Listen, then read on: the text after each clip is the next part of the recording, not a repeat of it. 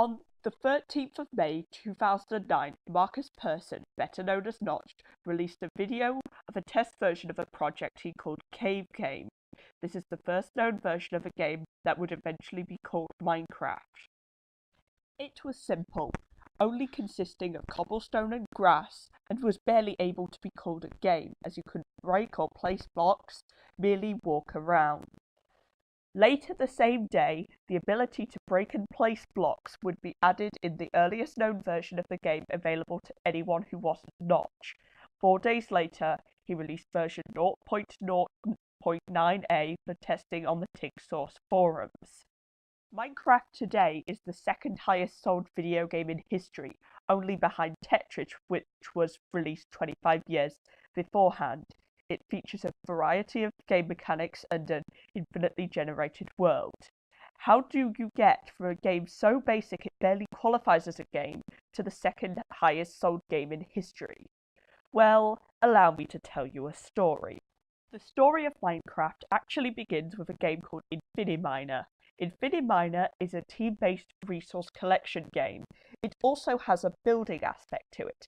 Now, I couldn't find a still live server to play Infiniminer on, but Notch found the building aspect of the game to be incredible. So a few months after the development on Infiniminer ceased, Notch began work on Cave Game.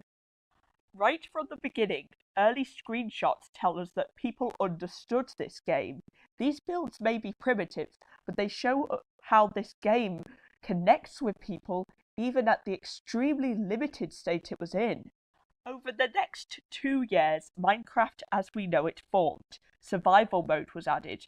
Ores, mobs, crafting and infinite worlds were added. During this period, there were amusing quirks such as the Farlands, Rana, and Obsidian Walls, and others. On November the 18th, 2011, Minecraft was officially released, but the game continued to grow. One of the delights of Minecraft is that the developers continue to add new features to the game, even 8 years after its official release. They engage with community feedback, and above all else, they care. Minecraft has no microtransactions or DLC. These updates are free. It's also cheaper than most other games, being under than £20. And yet for this price, it is a better game with hours and hours of playtime than any game I've bought for £40. What makes Minecraft truly great is the fact it's both a game and a platform. You've all seen these random people who've made working computers in Minecraft, or a 2-scale map of Europe. It's used in education to teach maths and science. It's used to teach people to program. It has a fantastic modding community that I wish my computer was good enough for me to experience. But even if you're an average player, you get to express your creativity, or you can challenge yourself with hardcore mode, speedruns, or other self-created challenges. Technically speaking, Minecraft is far from a perfect game. It often doesn't run very fast, especially on low-end computers. It's buggy, sometimes to the point of being game-breaking, but I've never minded the bugs. Sometimes the bugs are so weird and spectacular they've become worth seeking out. Some bugs eventually become features in their own right, as in the case of the mud switch. It should be noted that Notch has been bad recently, but fortunately for me, he has not worked on the game in 8 years, so I don't have to feel bad about it, especially considering he doesn't even own the company anymore. So shout out to Jeb, Dinnerbone, Grum, and the rest at Mojang for continuing to make this game awesome. Once I played on a server called Genius Craft with my school friends. We shared many exciting moments. Once a zombie in full iron armor with an iron sword spawned in the house, name-tagged Herobrine's Warrior. It killed me, and a lot of my stuff didn't drop. Later that day, I was teleported to a mycelium superflat world.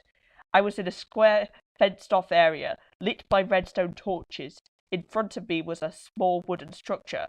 There stood Herobrine, staring at me with blank white eyes. I promptly panicked, screamed, and teleported to spawn as fast as possible.